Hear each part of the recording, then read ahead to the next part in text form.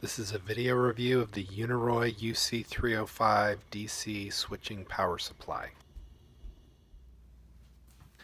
I did a quick unboxing on video just to show you how it's packaged and what all it comes with. The unit itself weighs almost exactly 3 pounds, comes with a little instruction manual, much of which is incomprehensible, but at least they tried. And construction wise, it's pretty solid. Got a sheet metal case with slots cut for ventilation, and then on the back you've got slots for the exhaust fan and an AC input with a voltage selector. On the front panel you've got an LED display and fine and coarse adjustments for current and voltage, along with the power switch and the output binding posts. Accessories included are 2 sets of alligator clips, one terminated in banana plugs and the other terminated in spade lugs. And of course it comes with an AC power cable. If you're going to use the spade lug leads, I recommend you install those pointing upward. If you install them pointing downward, they actually interfere with the unit sitting flat on your bench. For that reason, I probably prefer using the banana plug leads. The banana plug leads are also a little bit longer, coming in at about 38 inches. The spade lug leads are about 10 inches shorter. One concern I've got about both sets of leads is the gauge of the wire is not very heavy duty. So if you're planning to drive a high power application with this power supply, you might want to get yourself some beefier leads or rebuild these with some heavier duty wire. But these should be fine to get you started. The unit comes packed with a little protective film on the screen, so make sure you remove that before you use it.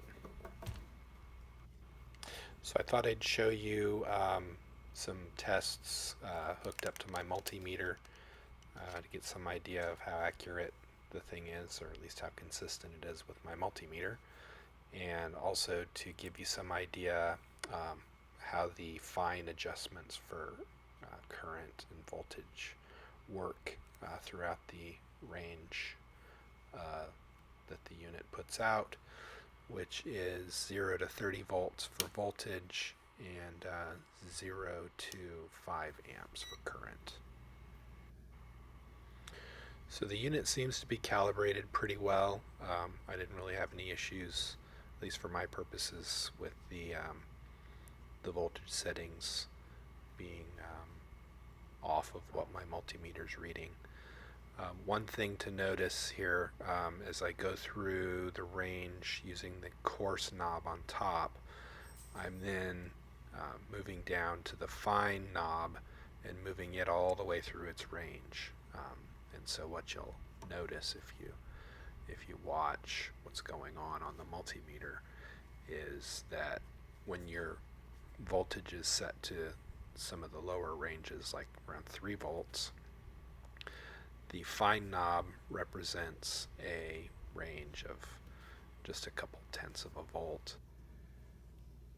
But what you'll see here in a minute is that as you go higher in voltage on the coarse knob, the fine knob correspondingly represents a greater range of voltage.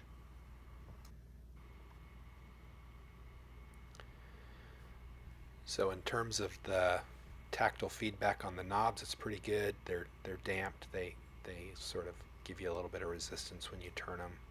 It has the pretty high quality feel to it. I was pretty impressed with that aspect of the unit. And yeah, here we go, getting up close to the top end of the voltage output at 20 volts. You can see that fine knob actually represents a range of about 1.5 volts. And then when you take it all the way to the max, 28.7 volts, the fine knob represents a range of, what was that, about 2.5 volts, I think. So now I've switched my multimeter over to measuring current, And so now it's presenting a load. And similarly, I'm just sort of going through the range and checking the accuracy against the multimeter. And I'm pretty happy with it. Seems to be pretty accurate. They agree pretty well. And as you can see here, we're able to dial in down to 10 milliamps. So that's a pretty useful range for most electronics projects that I'm likely to encounter in my workshop. So one thing that I was trying to test but couldn't find the right load around the house was to see what's the max power that this thing will put out. At the highest rated voltage and the highest rated amperage, you'd assume it'd be 150 watts, but like I said, I didn't have the right load. I did hook up a bank of light bulbs that represented a load of a couple hundred watts, and it wouldn't try to drive it at all. It just basically shut itself down. I assume that was the protection feature kicking in, so that's kind of nice. So here I've got a 7.5 ohm resistor hooked up to the power supply, trying to experiment with how the constant voltage and constant current features work. Initially it was a little bit confusing, but eventually I figured it out. Unfortunately, in the process of figuring it out, I burned my resistor up, but that's okay. So there is this little section at the bottom on the back page of the manual that tries to describe how the constant voltage and constant current features work.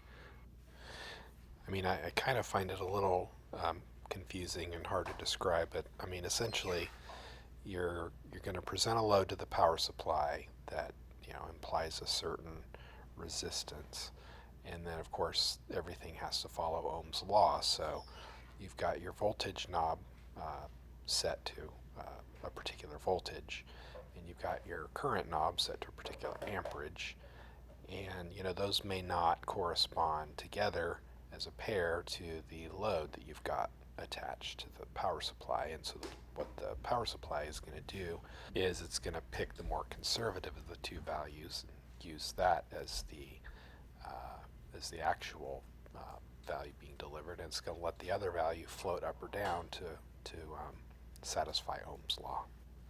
And so if you look at what the unit's doing as I'm going back and forth between adjusting voltage and amperage, you'll see if you take the voltage and you divide it by the amperage, you always get 7.5 ohms, which is what the load I've got hooked up is. But overall, I'm pretty happy with it. Would definitely recommend the unit. I was actually planning on building one. Now I don't have to. This one's quite a bit nicer than anything I would have been able to put together myself anyway. So there you have it.